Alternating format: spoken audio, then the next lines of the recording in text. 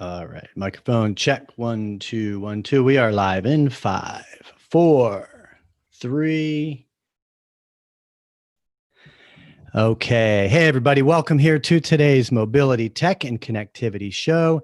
This is our live weekly webcast where we explore people, ideas, and technologies that are related and influence how we are connected and the way we get around. I am Ryan Girardi. Thank you for joining us. Today is Wednesday, October the 21st. Happy Hump Day to you.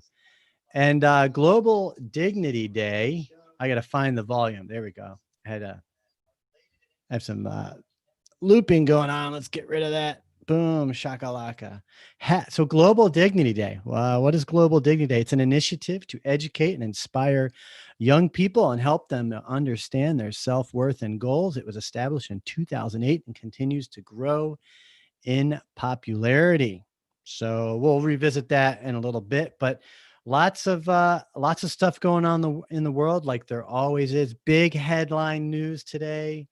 The U.S. Department of Justice is suing Google for unlawful monopolies in search and in advertising. So what's all that about? We're going to explore that.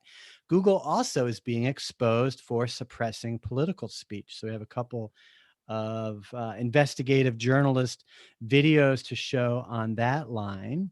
And remember the 737 MAX, the Boeing MAX that was grounded almost 2 years ago at this point? Well, it's been, as we know, grounded this whole time, but American Airlines is planning to bring the MAX back into flight this year. So we're going to look at that.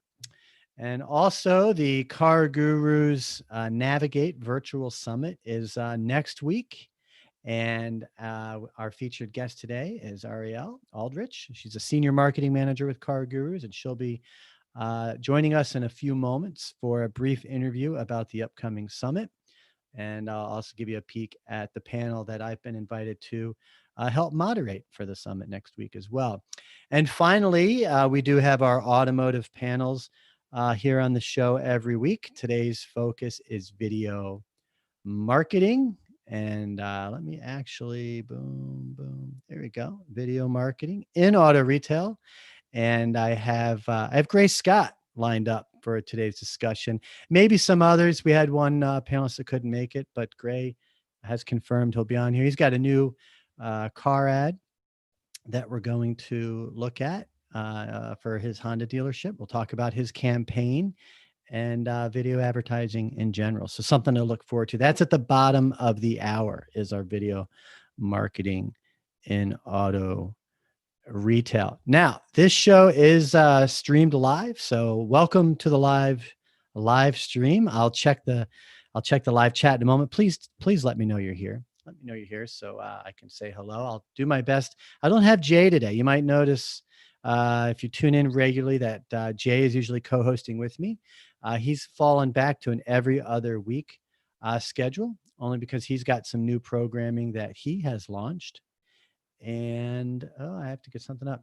So he won't be with me. So, but it is live stream. This is recorded. We also feature the show on the AutoConverse podcast. So if you're not subscribed to the podcast, you can easily search for AutoConverse on your preferred podcast app and subscribe there. And something else you can do, check this out. Go to autoconverse.com. You can see I have today's, what I call the blog spread. What are we going to do today? It's all listed. And I've read half of it off here, but it lays out today's program, who's going to be on, what the focus is going to be. And as I should mention, if you want to be part of the conversation during the panel, even if you want to just be backstage here on Zoom for the show, you can. But to be part of the conversation, what you want to do is look down here. There's a link to register, and they'll bring you here. Put in your name and your email address, phone and company. That will automatically generate your Zoom access to be up here for the conversation.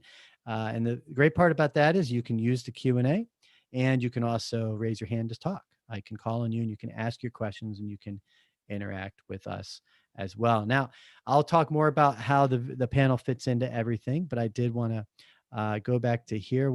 Another thing, it's not listed here, but if you look under sign up right here, I'm sorry, under the MTC show is our SMS opt-in. And what you can do is enter your phone number, and then every week we'll send you a link to this show. You can watch it right there on your phone. You can subscribe to our YouTube channel as well, and YouTube will send you a notification. But if you opt in via text, just get out your phone, text the keyword autoconverse to 64600. You would think that would show you here on this page, but it doesn't. So I'm telling you now, you don't have to do it here. You can just text the keyword autoconverse to 64600. So Google being sued by the Department of Justice. This is big. This is big. Now, it's no secret that Google is the dominant force in search marketing and search advertising. Absolute dominant force. I'm not even going to get into their numbers, but the problem is there's evidence now that from the Justice Department that they have breached that threshold of being a dominant force to illegally snuffing out the competition. That's what this lawsuit is about. Now, this is gonna evolve. This is going to take time. This is a big deal. This is akin to when Microsoft was sued by the government. You might recall AT&T back in I think that was the late 70s. I'd have to fact check that. But this is big. This is big news, and this is a case that's been put together over the last several years. And there's an author, a writer, Enrique Dans is his name, and I have his post on Medium that he just came out with the other day. He writes for Forbes magazine. I want to bring this up because he referenced, 2013 was the time when many were unhappy with the company, abandoning their original results page with its 10 links and increasing preponderance, as he says, of paid visibility. And this, if you look at this image here, it shows the percentage of real estate occupied on Google. And it's hard to tell. I can't really zoom in. Maybe I can a little bit.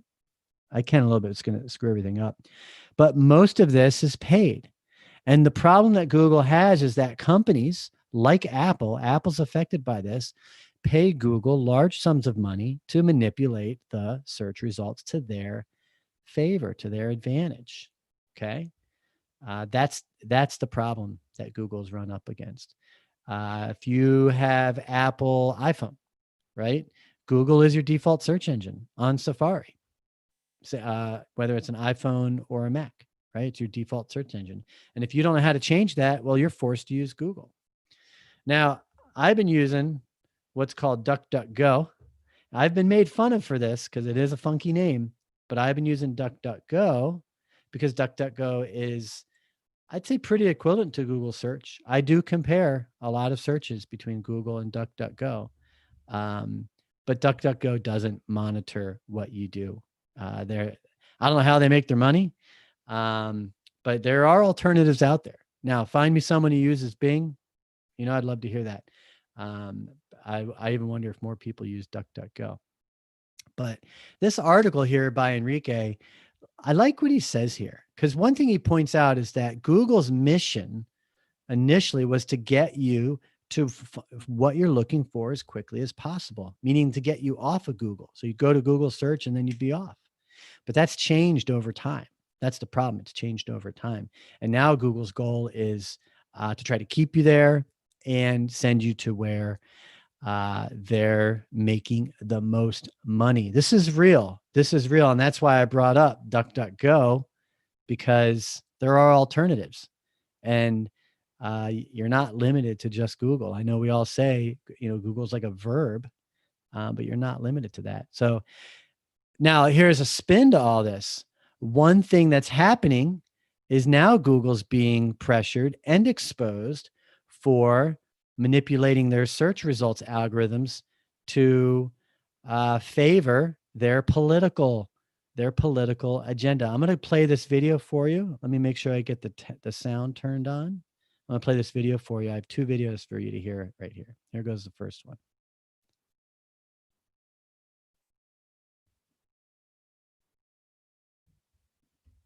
Maybe it's down here. Recently, we've seen censorship of free thought and stories from the big tech giants. Many believe this kind of editorial suppression will affect the upcoming election. But it seems the biggest tech giant of them all, Google, may have other ways to impact the election, this time coming from their ad sales division. I'm playing the wrong video. This is the one we want right here. I don't know why this is so difficult to play. I had it earlier. He's in it. What Project Veritas does, if I forgot to mention that, is they do investigative journalism, and sometimes with permission, sometimes not. They sit and have conversations with insiders, and they record it. So the fact that they're showing Adriana's face here, first off, Adriana's probably fired by this point. By this time, I don't know why that video is not showing. It's kind of annoying, and I apologize. Because I was going to play it. Let's see if this other one will play. I don't know what. Yeah. I wanted the edited videos. My bad, you guys. I apologize. I can't play them. These are linked to in the article. They're all right here. You want to check them out. But basically, what Google's being exposed of here is finding ways to keep conservative political advertising and messaging more buried in search, not as easily accessible, and that is to serve their political interests. Now, why big tech companies tend to fall into the left camp, that I don't know. You've got politicians like Alexandria Ocasio-Cortez, who despises big tech, including like Amazon as an example. So why these companies fall to the left side of politics is beyond me. But the point is that this is all coming out right now. And Google's under a lot of pressure. Okay, we got Arielle coming on in just a moment. If you want to get ready, Arielle. I see Gray, you're up here. Gray, Gray's going to be on our video marketing panel. And at the time, Gray, I'll let you chime in on these news items as well. One final news item. So the 737 Boeing MAX, which has been grounded now for almost 2 years. American Airlines plans to put it back on its schedule by the end of this year, as I said earlier. And that's on the basis that federal regulators do approve the changes that Boeing made after 2 crashes of the jet killed 346 people in 2018 and 2019. The first was October 2018 in Indonesia, and another one was early in 2019 in Ethiopia. In both cases, an automated anti-fail system that was new to the plane pushed the nose down. Pilots were unable to regain control, and subsequently all MAX jets were grounded worldwide in March of 2019. So a spokesman for American said Monday the airline plans to operate a single daily MAX flight from December 19th through January 4th between Miami and New York. And American is reviewing its plans beyond that and will begin taking bookings for the flights on Friday. So there's something to look forward to. I don't know. Would you get on a MAX jet or not? I don't know. All right. So I'm going to head into the live chat while Arielle works her way up here so we can get today's interview going. And what's up, Ty? In the live chat says follow the money. That's why. Amanda in the live chat. Welcome back, Amanda. Hey, so I don't have to search Google to learn about the Google suit then. Yeah, go to DuckDuckGo and make that your default search engine. Try it out. You'll like it. I guarantee you'll like it. All right. Arielle, you want to go ahead and unmute? Hello. Can you hear me? I do. You are a video marketing Zoom pro. Look at you. We're talking about Navigate. So, got to show the backgrounds that we're all sporting this week. Is everyone at CarGurus using the same backgrounds, or you all get like different colors and what? There's different colors. There's probably about 4 variations. So. Okay. So they pass them out. And so you could even rotate from Zoom to Zoom. Where else will you use the background? We're going to use these for speakers in the keynotes for the conference next week. So You'll see them there, and we'll see, the other variations that we have. Cool. And I look forward to being a part of that. As I mentioned, second year in a row. Yeah. Can't go to Boston, which I would have done because that was fun too. Arielle and I got a chance to meet last year at the summit, and now you're putting it back again this year. I noticed that registration was free. Is that correct? It is free. Yes. So good call out. Virtual setting. One of the benefits is that we're going to open it up for everyone. So barriers to entry, you don't have to fly, and it is free. So that's quite a difference, especially compared to last year. Yes.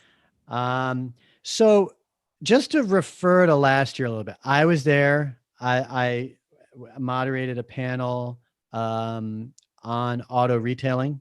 Mm-hmm. I can't remember the exact name. Not Your Dad's Car Lot is what that was. Yep. I was able to attend David John's keynote, which was pretty impressive. David John from Shark Tank. And I think I did some of the food. There was a cocktail reception and whatnot, but just to give us an idea, because last year was the inaugural event for Navigate for CarGurus. And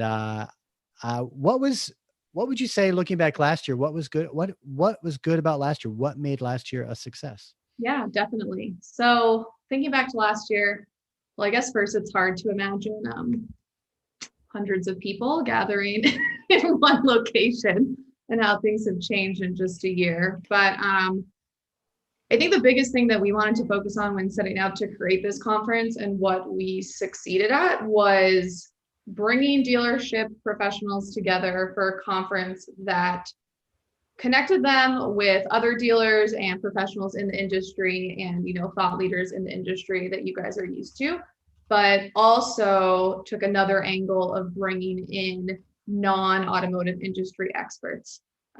So people from, Kronos, which is a software company, even the Keynote guy, Kawasaki. I think having those people bring insights from other industries that might operate similarly to ours, that kind of face similar consumer trends, having them come in and talk about their experience in that industry was great. I think inspirational and also actionable learnings for everyone. So that was kind of the key thing that we wanted to anchor on, and I think we were successful at doing that. We also wanted to make sure that it wasn't a selling type of atmosphere, so we didn't have any sponsors or anything like that. Obviously, you could learn about all the innovations and things happening at CarGurus, but really keep it different than going to a trade show and you're going to a trade show floor and you're having all these booths, and really focus on kind of that learning from an inspirational but also actionable side. One thing I like at industry events is when you bring in people from outside the industry. And it could be, for me, because I'm pretty active in most of the industry events, that you tend to see the same circuit of speakers and topics. A lot of people kind of foo-foo on, oh my God, I see this topic everywhere. It is hard to differentiate. Sometimes it's not the message, but it's the messenger that's bringing that. But I think the more outside perspective that we can get, from outside our industry, that really adds a lot of value to these events. And so I think you guys nailed that last year. The keynote this year, I'm sorry, I'm not the most prepared person. No, you're fine. I have the info. Lucky for you. So yeah, tell us who. Yeah, go ahead. Peter Sheehan. He's a great, might not be a household name, but as far as the content that he's going to provide, he's worked with a ton of companies in different industries next on, leadership type of consultation and ways to run a business better. Next week, he is going to talk about how to turn change into opportunity. Change into opportunity and into competitive advantage. So I think there he is. Very relevant to what's going on now. I mean, the whole, world is kind of flipped around. And there's a lot that we can be doing to kind of leverage that. We had our, prep call a couple weeks ago, and I really didn't, I never spoken to him before. And I will say that it was, even just from the prep call, very impressive on what he was offering. Again, this mix of inspirational and kind of gets you pumped up to want to get to work, but also with kind of actionable, tangible things that you can take away. And that definitely is a theme we're all very much facing, and especially dealers, right? We're in an uncharted territory. No one's ever had to deal with these limitations, these restrictions, these type of protocols. And yeah, where's the silver lining, right? Yeah. How to turn that into opportunities. So very on point message. And that's Peter Sheehan. That'll be on day one. So the event starts Monday next week. That is the 26th. 26. Thank you. Yep. 26. So let me give a tough question for you. Okay. What would you say makes Navigate different? What's unique about it from other industry events? Digital Dealer just went, has been around for almost 15, 16 years. Driving Sales just had its 10-year. And I'd say those are two of the bigger ones next to NADA. Mm-hmm. And you've got some maybe smaller ones, Kane Automotive, DMSC. What's different about Navigate? Yeah. I'm going to kind of go back to what I said, because I really think that it is the content, right? And I think especially this year in this type of virtual landscape, I get that all virtual events can kind of blend together. I think I definitely have Zoom fatigue. I have it every day, and it's kind of like every invite I get, it's like, oh, it's another thing I have to log in for. So I definitely get it, but we spend so much time carefully curating the content and really making sure that it's touching on the challenges that dealerships need to talk about. And so, inventory acquisition and digital retailing are all things that we're definitely going to touch on, but also focusing on who are the experts we can bring in from outside the industry. And something I didn't mention before is an element of not just, professional development and how to do your job better, but also kind of personal development as well. And so for us, kind of having this leadership track of folks that are in charge of a team, in charge of, building culture, which is a huge topic in this industry. That's what we want to focus on too. So we have, I don't know if you attended this one, Ryan, but the CEO of Kronos, his name's Aaron Ain, and he was a fan favorite last year and kind of talks about the concept of leadership and how you can bring it to a one-on-one level and how to kind of retain a team. I know turnover in our industry is very big. And so things like that as well. So I got to say that it's really the content. And I think for folks listening, if you take a couple minutes to really browse through the agenda, you'll see that there. So here's Aaron Ain that you mentioned, building a culture that survives a pandemic, a merger, and other 2020 surprises. So he was there last year then. Yeah, he's great. Now there's a name I'm familiar with, and so I'm sure a lot of people that tune in, Lori Foster, 7 Steps to Getting More Out of Your Marketing Vendors. Yep. That's a hot topic. There's lots of consultants out there these days to help dealers with their vendors. Lori is also joining. We have what we did last year as well, a Women of Navigate panel. So Scotty Reese, who's the founder of Girls Guide to Cars, she's the moderator. There it is right there. Lori's on it as well. So this is really focusing on, for women in the automotive industry, just how to progress careers in this kind of historically male-dominated industry. So that's going to be a good one too. It is. I struggle with that here, and people that are close to me know, because I say this a lot. I'm like, I feel like 90% of the time it's, 4 guys talking about the car business, and you don't want to find, different genders and different races for the sake of that. You want, thoughtful, intelligent, meaningful conversations. But yeah, it's noticeable here. Yeah. That it tends to be, a bunch of guys talking about the car business. So anything we can all do to keep it diverse is good. That seems to be the theme of 2020 is diversity and equality. So what else? Go ahead. I mean, interrupt. Go ahead. No, you're fine. I'm just, while you're on that topic, our head of diversity and inclusion, you're right on the session in the middle, Stephanie. She's actually going to be giving a talk about how, as leaders of dealerships, we can kind of think more about inclusion and just how to, kind of exactly what you were saying, Ryan, how to bring that framework into a dealership. So that'll be a definite relevant session as well.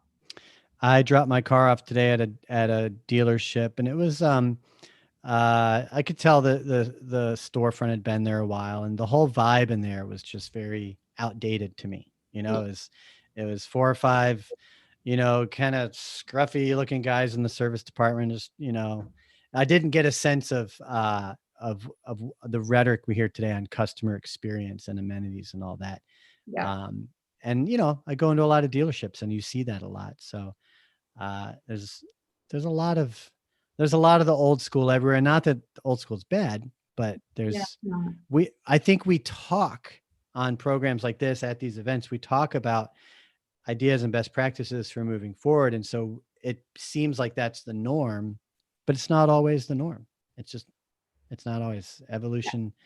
Change can take a while. All right, let's see what else we got up here. The next generation of car buyers. Yeah, so that one's interesting. That's an internal one from folks on our consumer marketing team. And so this was a survey that we've done, or rather a really big study on really just consumer trends. So I think, again, kind of really relevant data on how has the pandemic, what does shopping look like now? What can we expect in the next, X number of months, things like that. And let me see. So that's Madison and Allie. They're both from CarGurus. Okay. Yeah, and then on Tuesday, the UK dealer panel, kind of the same thing as the US one. Auto dealers in an uncertain future is doing one for UK dealers, one for US dealers. And Canada as well. And Canada. Okay. Yeah. So this one, UK, you have Alex Jones, Dakesh Gupta, Claire Wright, and Robert Forrester. Then you have CarGurus execs coming on at 11. And then on Tuesday at noon, more what's new at CarGurus for UK dealers. There's Canadian dealer panel. The what's new at CarGurus is our one session that is focused on CarGurus and talking about recent product releases or features if you're a customer and things like that. So that's a really good one to kind of learn very specifically like what's going on in the CarGurus product and service land. The executive keynote will touch on some of the higher level stuff, but that's kind of, This will get more into features. Yeah. Okay. Brian Pash, familiar name, optimizing your number 1 organic traffic source. Google My Business. There's a hot topic for you. Very hot right now. Very relevant. There's the panel I'm on with Jeff Vanderwall, who was on the panel last year as well. Mm-hmm. And then you have Michael Hoops from Marine Chevrolet, and then Trisha Habuke from Ford. And is she just doing the panel, or is she doing a keynote as well? She is just doing the panel this year. Doing the panel, okay. That should be a really good one. That wants me to log in. So folks, I've got here on the blog, since we're wrapping up here, there is a link in the section right here. Right here. If I'm sharing it, hopefully I'm sharing my screen properly. I have a couple different monitors, but you don't always see them. Here we go. Follow this link. That'll bring you to where Arielle and I were just looking right up. Things are everywhere. I'm trying to get right there. That'll bring you over to here. So you can register for free. You can check out the agenda. And as senior marketing manager, what was your main role and responsibility for putting all this together? From beginning to end, concept to execution. So really just kind of leading the team on what it's going to be, all the way from what the brand is to how we're going to transition between the settings. So have a really great team working with us, and it's going to be good. We're going to we're going to take it virtual, and yeah, it won't be quite the same as in person, but it'll be still very valuable. We have some fun giveaways for people that attend as well. So that's the trick. Yeah. That's a tricky part with virtual. What I've seen some companies do is actually ship like a goodie bag out to people so that when they're on, they have those things with them. You do anything like that? We're not doing that this year. No, there might be some more post attendee in-person shipments. Okay. And how do you get the word out? I mean, you've probably got every dealer in your database that you can, push it, but that's through email. You probably run some paid ads to get the word out. What other ways do you help get the word out? You're here, we're talking about it. Are you guys making appearances in other like media outlets to help spread the word? Yeah, nothing really like this, like not, doing a roadshow type of thing. I mean, I think that email and also using our account managers who kind of are on the phones with dealers every day, making sure that they're letting dealers know about it. And I think just really it's also kind of word of mouth of people that have either attended or that find it interesting and having them pass that along. So kind of a full scope of, all different types of marketing there. Word of mouth. Can't beat it. Cannot really beat can't. Word of mouth. Well, I'm flattered and honored to be back for the panel. And I'm putting together an article to kind of set the stage for it, try to solicit some questions. Jeremy did a great job kind of laying out the focus for us, and looking forward to that. And great to virtually see you again. See you again virtually. Thanks so much. Thanks for having me. So Arielle, Aldrich, everyone from CarGurus, and here we're talking about the upcoming Virtual Navigate Summit, which is next week. And I'll put a link. If you follow the link I put in the live chat, folks, that'll bring you to the post that we were looking at. And in there is a link, but you can go to cargurus.com and probably find it as well. Hey, Arielle, have a great day. And like I said, go ahead and shut off your camera and feel free to stick around if you want and listen to our discussion with Gray, and feel free to be part of that. Okay. Otherwise, have a great day. Thank you, Arielle. Thanks. Have a good one.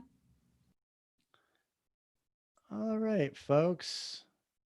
So Arielle, Aldrich, Gray, I hope you're ready. I'm going to press the button here to bump Gray up to panelist mode. And folks, we're going to start our video marketing and auto retail panel discussion. And I have Gray coming up here to be part of that. And there is a link in the live chat in the video description of the YouTube video. If you want to participate here in Zoom as part of the discussion, you are welcome to. We take questions, let you talk, all that good stuff. So let's get started. Hello. Oh, look at you. You're getting fancy too, aren't you? It's funny. I forgot that was my background, but you know what? It works. I'm just going to keep it. So you don't know until you hit start video, and then you're like, oh yeah, my background. I forgot I was on something the other day and made it my background. You doing a lot of Zooms these days?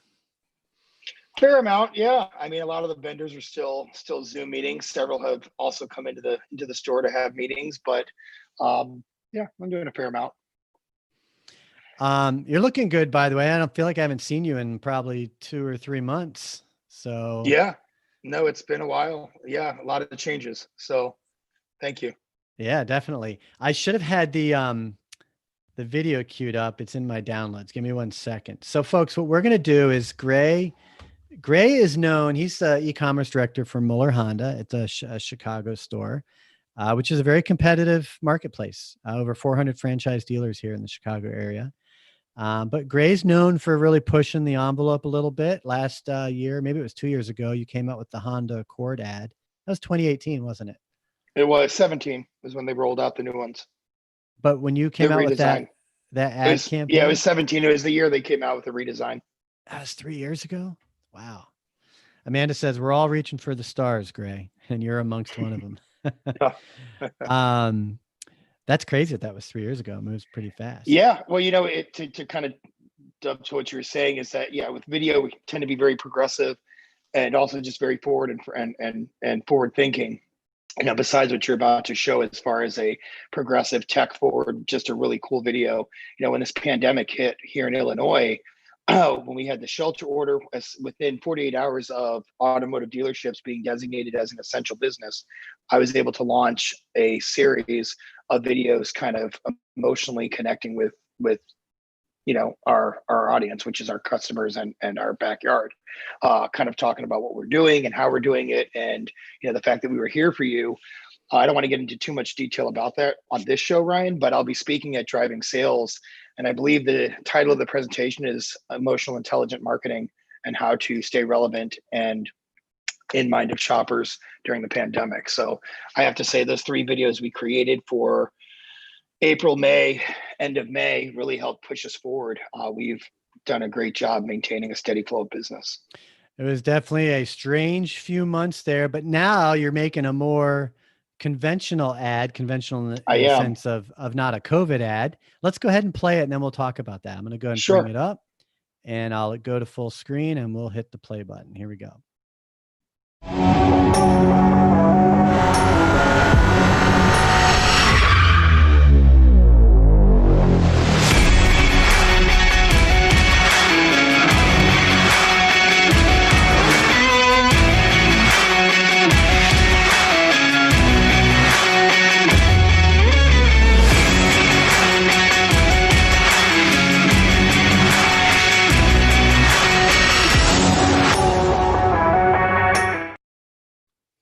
All right. Good music, good audio on that. I'm going to go ahead and keep it playing while we talk about it. Sure. So this is actually, I sent you the wrong version. The new version just has a couple of small changes, but it's the same. I wanted to create something for Q4 that's kind of cool, those kind of edge that's really stood out from the pack of dealer ads that we're seeing and that you typically see, just like the Accord and the CRV. The actual final says Lisa New Honda. It's not CRV specific. And then here it just says no money due at signing. It's a little bit bigger. The idea here is we're trying to launch our brand of quick lease, where zero means zero. There's absolutely no money down. When you come in, we give you a number. When you go online, you can find your lease payment. It's all inclusive of everything that you would expect. And we have different options. You can click on different buttons for your different counties, right? So Chicago is the highest tax rate in the state. Then you've got Cook County, Lake County. So you can kind of choose where it is that you live. And then if you don't have the county listed where you live, you can give us your information. We'll send you a quick lease. The idea of this is to push it really hard. It's actually part of a much larger strategy. So the video is cool just to get out there for branding. This will be followed by another video that I didn't send to you that kind of explains what quick lease is when you come to Muller Honda. That has more kind of live shots and B-roll of the dealership that I've taken over the last 6 months. The idea is to push the quick lease and to push the branding at a high frequency, kind of like old school radio and old school TV. And the goal is to get people to start Googling quick lease, or zero means zero. And what I've done is from the back end of the pages that we've built, we've schematically marked them up. So over the next couple of weeks, it should start populating for those keyword terms: quick lease, Muller quick lease, Honda quick lease, zero means zero. And then ideally using rich snippets and rich text, we're going to be able to populate our actual Honda lease offers for the consumer within the general area of Chicago. Their whole creation of this particular video and the style of it was based off of Google Analytics and looking at the types of consumers, men, women, age brackets, interests. And I felt like something techie and forward and CGI based really aligned well with the audience that is the majority of our traffic. And that was kind of how we created this particular spot. Real quick, one question came in quickly. Is that specific to Muller? Is that a Honda phrase or? Nope, it's just ours. This is a branding for our store here in Highland Park. We have 2 stores. We have Gurnee and Highland Park, and this is very specific to Highland Park. Do I think people will call Gurnee and ask if they can get a quick lease? Probably, but yeah, it's specific to the store. Okay. And you said Google it, so I went to my DuckDuckGo search engine. Oh, well, don't do it now. It's all being done, so you're not going to see it now. It'll take about 2 or 3 weeks. Literally, just Friday, he started coding everything out, so you're not going to necessarily see anything really populate for a while. We ran this back about a year ago. We cut it off early 2020, and now we decided to relaunch it and rebrand it. So yeah, doing a quick Google search now, you're not going to see much. You got to get. Is that what this video here is? Is from last year's campaign? I think it's just a very simple B-roll, agency produced, nothing fancy, just a very simple 30-second spot. Because it says Muller Honda on it. Yeah, That's why I was we curious. had this. So this is kind of a rebranding. Yeah, this is from last year, May Yeah. 2019, a little over a year. Okay, so Quick Lease is something that is a program you've had for, it's not like a new program you came up with. It's not. It's something that we came up with that actually got a lot of legs and was doing really well for us. And I was asked to kind of pause it for a little bit and to go into a different direction. So we did. And we had a couple other ideas for Q4 that we wanted to toss around. And we decided to go back into this whole quick lease with the pandemic and fiscal insecurities for a lot of people. If you need to get a new car, the quick lease option doesn't force you to have to consider, oh, I need $3,000 down, $2,000, what's my taxes? All that can be configured into your monthly payment. And so the idea is that if you need a new car, you can do a quick lease through us, or, really the truth is any dealership, but you can do a quick lease through us and you don't have to now worry about how much you have to stash away for a down payment. I want to talk about the ad a little bit. Sure. I don't think you're in your parents' basement making that ad we just saw, right? That's fair. No, not You're quite. probably using an agency. Walk us through the creative process, if you will. So I have to give props to this agency. They really do video creation and engagement right. It initially starts off with a brainstorming session. Here's what I want. I want something high energy. It started off with me just kind of tooling around online and finding different music that I really liked that conveyed high energy, and that's the goal of this. So we kind of have the brainstorming session. We put some ideas down on paper. I give them the idea of music that I want. I don't want to pay for licensing, so I don't want anything that's pop top 40, anything like that, because we're not at the OEM level. If I was at an OEM level, I have a million ideas. They then sent me back some ideas to choose from music. From there, I selected the background, the riff of what it was that I liked. And then from there, we started creating some ideas of creative. What do you think about this? What do you think about that? Initially, it was kind of the CRV shooting out of an orbit into planet Earth, right? And they ended up with something like this. They initially do a draw out of a storyboard. The storyboard comes in just kind of, it's actually hand sketched, you can tell. So they sketch out the images. They send them over to me. I like the direction it's headed. No, I don't. Once that storyboard kind of gets approved, they add some color to it. Then we do what's known as an animated storyboard, where they take those particular slides and they begin to animate them. I get an idea of exactly what's happening and which direction and how we're going to go. I should have sent you that particular clip because it actually shows you'll say like car zooming in, car zooming out, flip over this way. So it's very descriptive into what's actually going to happen from a CGI perspective. Once we kind of get the baseline storyboard down and the graphics that we want to use and the models, they then produce the actual imaging. And then once they produce the rendering of the vehicles, we then kind of fine tune, adding the quick lease here, branding here, changing CRV to Honda. I just didn't send you that one. Over here, what you see online is what you pay. And the idea behind this is we really just wanted to highlight quick lease, quick lease, quick lease. Looking at this, if all you remember is quick lease, that's my ultimate goal. You remember quick lease, you search for quick lease in 2 to 3 weeks, we're going to populate, and that'll drive you to my website, right? Because those are your best converting leads. So the process: brainstorming, sketching, animated storyboard, kind of a slight animation to give you an idea of where we're headed. And because this type of work is very time intensive and it's a fairly expensive project, nobody wants to just get stuff done and you not like it. So all along the way, we're having checkpoints of what do you think? How are you feeling? Change this, move that. Initially, the pilot was in lime green, and I asked them to kind of tone it down a little bit, something more actual as far as a color that you could get from Honda. And then in the end, we come up with the final pieces, which essentially say this is our final piece, and this is what we produced. So let me ask you some pointed questions so that we can really get into that creative process. So did you come to the ad agency with this idea, or you're more like, hey, I need a punchy 30-second ad that looks like an OEM and really gets quick lease across? Give me some ideas. I've never, very rarely. And if I have, like that one quick lease you saw, the one thing I really like to hang my hat on is I don't just do the basic creative. I don't tend to do basic ads. I want ads that are going to stand out. I think of myself, highly distracted, older millennial. I've even got young kids.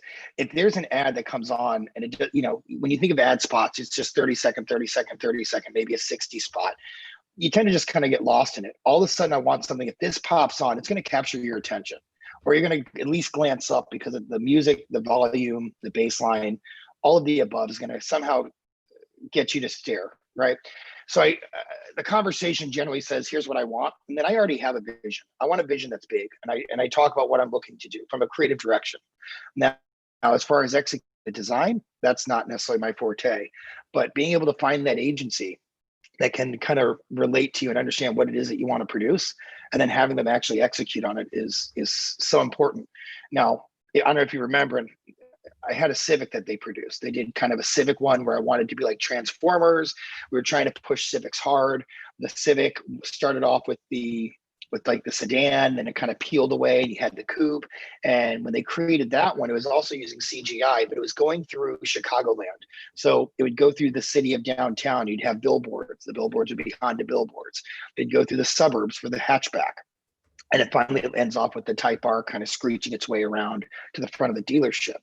So we had worked together in the past with great success. And so partnering with them again was very simple. Give us an idea, if you could, on time frame. From the time you decide you want to do something, you initiate the process with the agency till you have. Let's start with till you have something tangible to show. Sure. People, Cradle stakeholders at the dealership. Of course. Well, I show them stuff all along with the real stakeholders myself. I don't even think our owner has seen this. No, no, I don't think Mr. Muller has seen it. And if he does, because he likes radio. We all know that. He's like, I just want to hear the audio. Yeah, he'll eventually see it, and I think he'll love it. But obviously our GM has seen it and likes it, and it, they trust me being there for as long as I have to create something that's going to work. I would say cradle to grave, this took 4 weeks. Okay, that's pretty fast.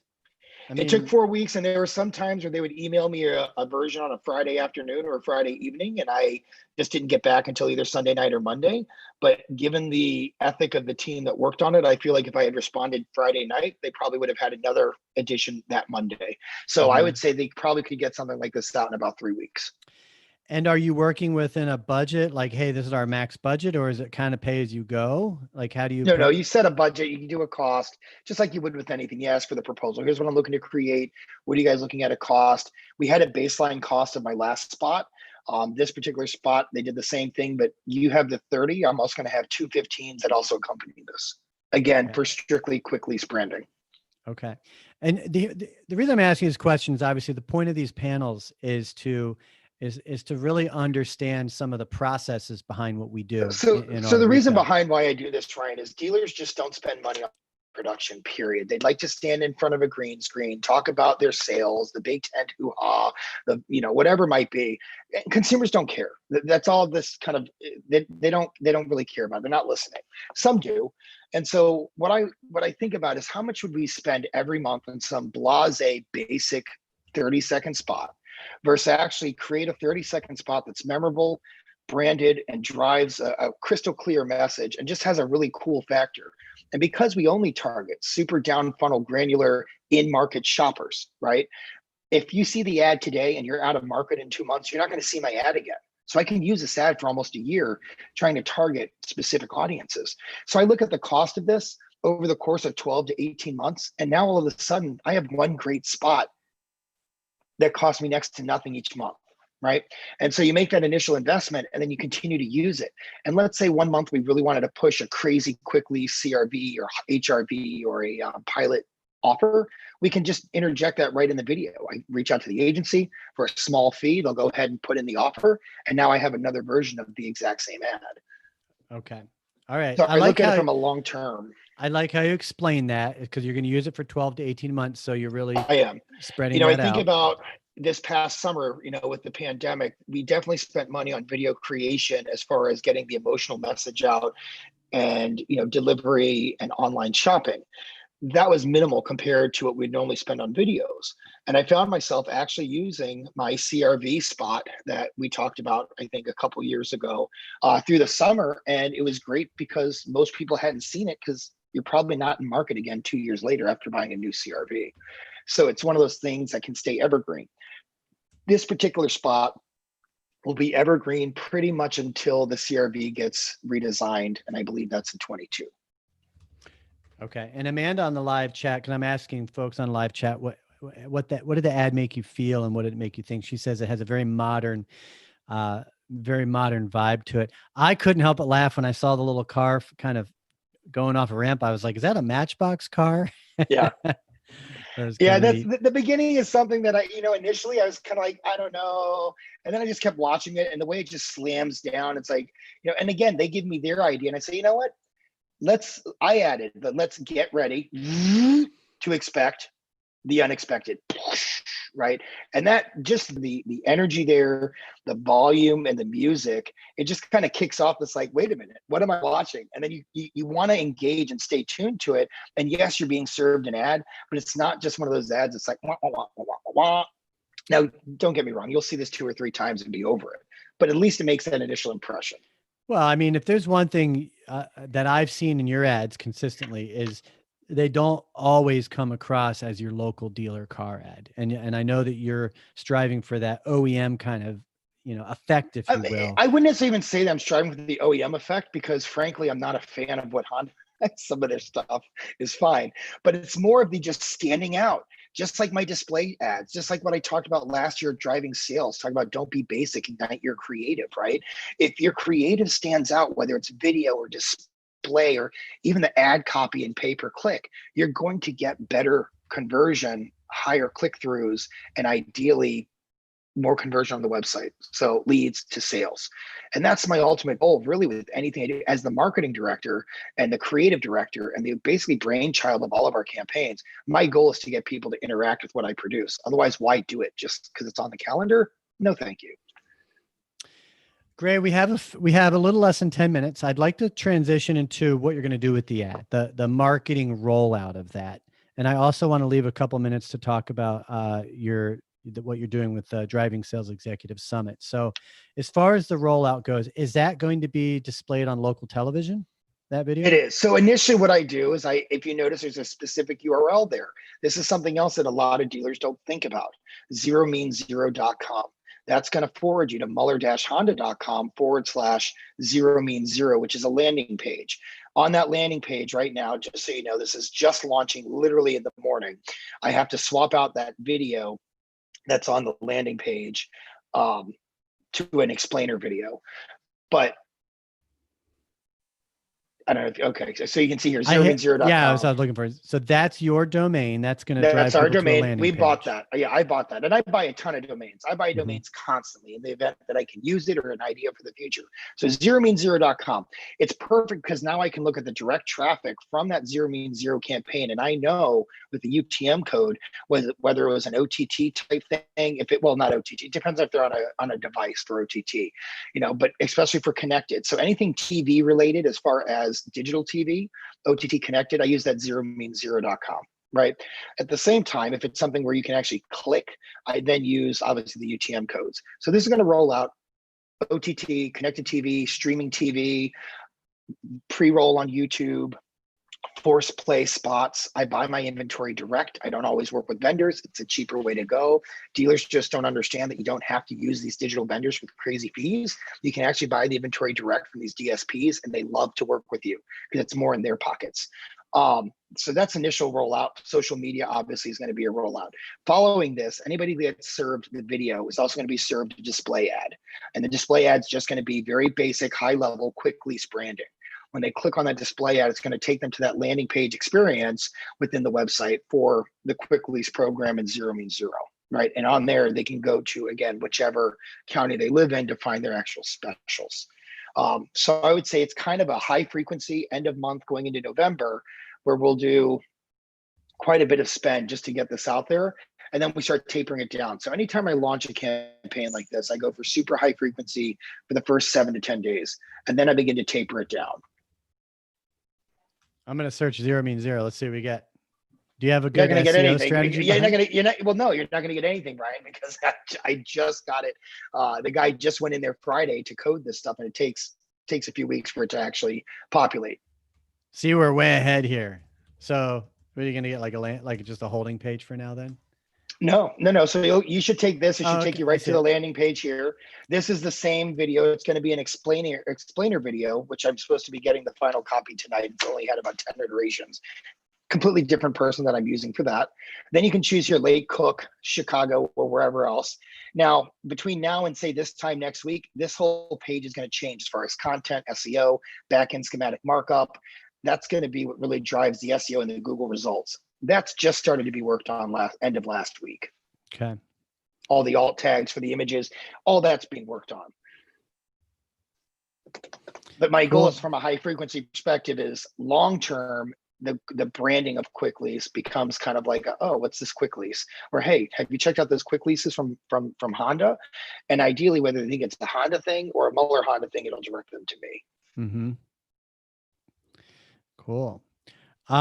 We did this for the Accord. I did a very similar, and same with the CRV, especially with clearance, and it's worked exceptionally well. Yeah, man, you do. I don't like to. I mean, innovative is one thing. I think you blaze the trail a little bit with your thinking, right? As far as how you're going to reach out to the customer.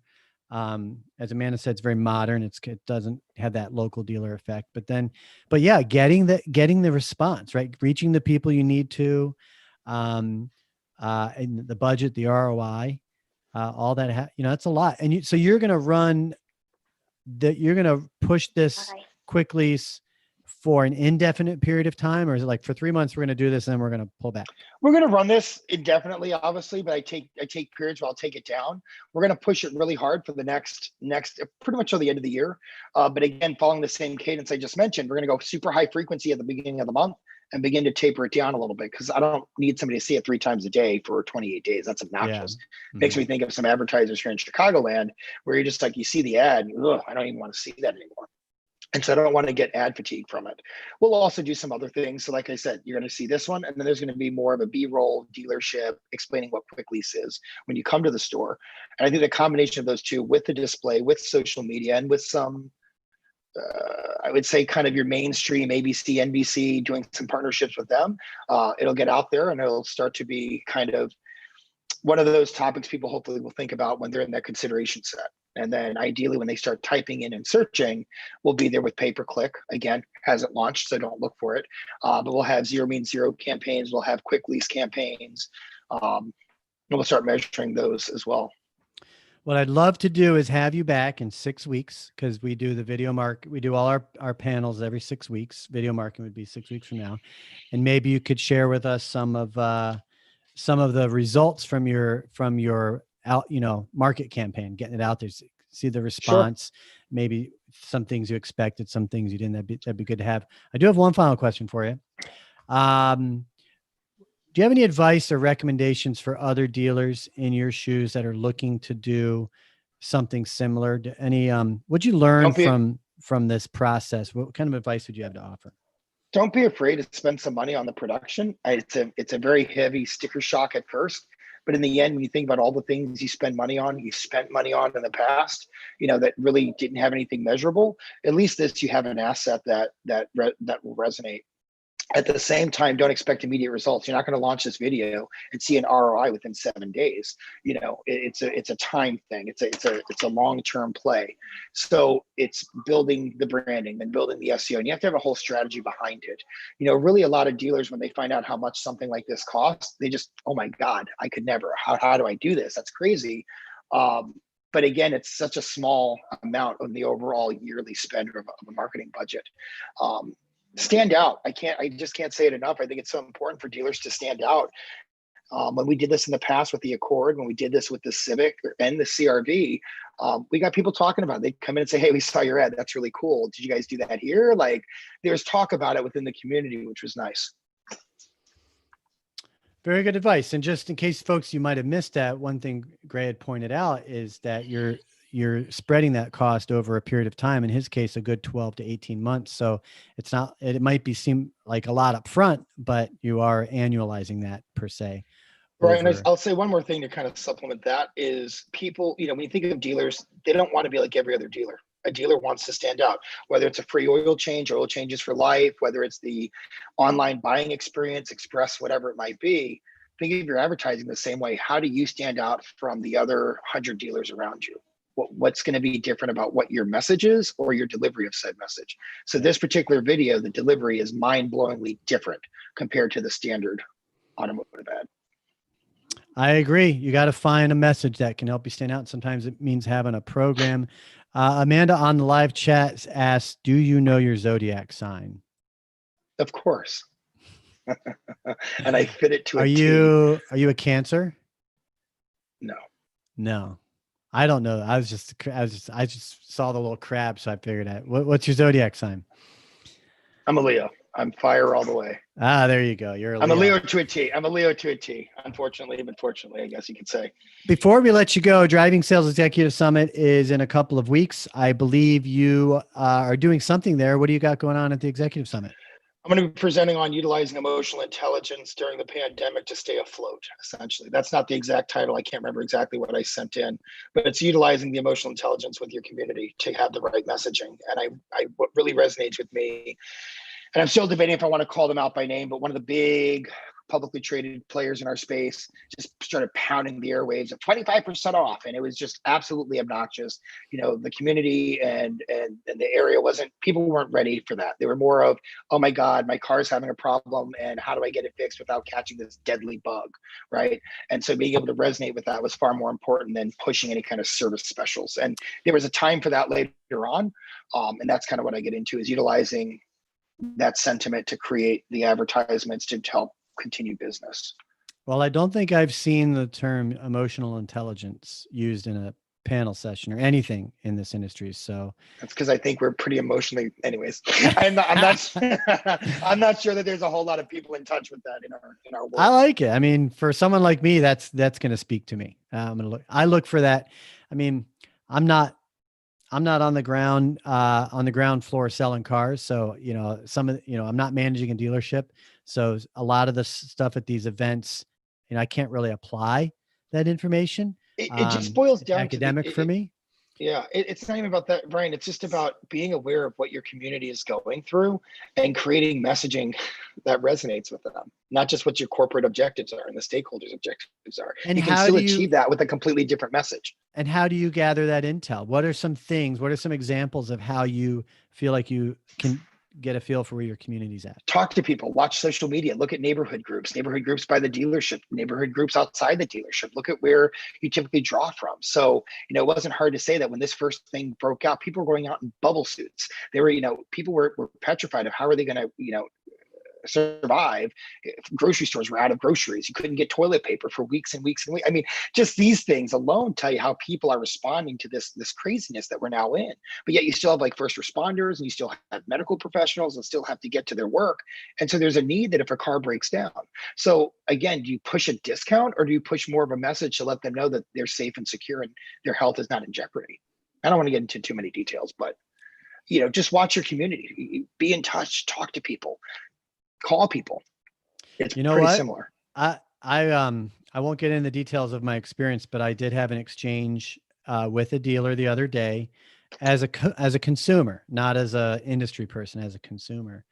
And I just feel like the two guys I talked with didn't really seem to care about why I was there, because I wasn't there to buy a car. And I do feel like they missed an opportunity to win over a customer. Now, I know the owner and I'm biased for that dealership, but they don't know that. They don't know that I already like the dealer, but I wasn't there to buy a car. And the two guys I talked to, I just didn't feel like they cared about my business. And I think it's a missed opportunity. But there is, and it's very common, and that varies depending on, obviously who you deal with and where you go. And I just think of myself, and I'll end on this, is, on my way home, yesterday, I live downtown. I live in the city in Lincoln Park, and I'm getting off the exit and I see the Audi dealership. And I've been thinking about maybe getting an Audi besides my demo, right? So I go in and I was very point blank with them. Hey, listen, you saw me pull in my dealer plates. I obviously have a car. I'm just looking at some options. I'm thinking about a lease possibly for a more personalized use car. And he actually stayed with me. He didn't bother me, but he made sure he was within a couple arms reaches for a question or a concern. And he came over and said, have you looked at this? And he knew I wasn't buying. So again, it boils down to, I think, what is your training program? What is your culture internal? And then obviously the people you're hiring. I thought that was remarkable that he wanted to stay with me, even though I was point blank, I'm not buying. And I probably won't buy till the end of the year. So you You were there to buy it out. You were there to buy, or just not that day. Not that day, but I said I'm not sure. I said I used to love them. I've had a couple. I'm not in love with them anymore. But some models of the Q8 I thought I really liked the way it looked. And I'm like, oh, I want to go look at that and then sit inside. And I was just very clear that I'm not sure if I'm even with that brand anymore. But he maintained that interest and even walked me out. And if you know, it's the one downtown where you have to park and you go up the elevator, etc. So he actually followed me and brought me down. So thank you so much. Here's my card. Reach out if you have any questions. It sounds like a little bit different experience than what you had. Yeah. And I can't emphasize it, folks. If you're in the dealer business, like just because you're not, going to do a transaction or make some money off that customer right then and there, there's some indirect benefits of just focus on the person, what they need, where they're coming from, and just build that bridge. And it's subtle, but it's overlooked a lot. It really is. Gray Scott, everybody, Muller Honda in Highland Park, Illinois. Gray, great to see you back up here. Got to get you around here more often. All right, Brian, it's been a while. Thank you. Take care.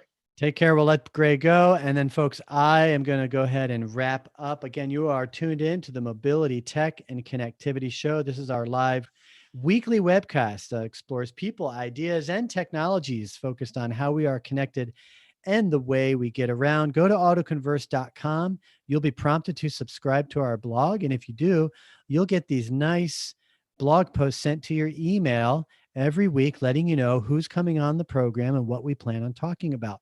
Every show starts at 2:00 Central. We go through some industry news like we did earlier. We feature a guest for a quick interview, and then we have a panel discussion. We've been keeping those panels to between 1 and 3 people, whereas not long ago we were letting them get up to 10 or 12 people, which was hard. Text the keyword autoconverse to 64600, or from autoconverse.com, go to SMS opt-in, and we will send this show to your phone every week. So you don't even have to look for it or think about it. It'll be right there. And if you can't make the live stream, you can always catch the recording. Today's panel was video marketing and auto retail. If you go to autoconversion.net, look under Grow Automotive, what you'll see is our auto retail marketing mastermind program. Basically, every week on the show, we feature an automotive panel. Next week, I believe, is used cars down here. Today was video. Last week was fixed ops. The week before that was social selling, which will soon be called automotive sales pros. And we now have a second premium roundtable, people on the move. If you're in the business of putting people into cars, meaning you work on the retail side or on the vendor side, you're helping put people into cars.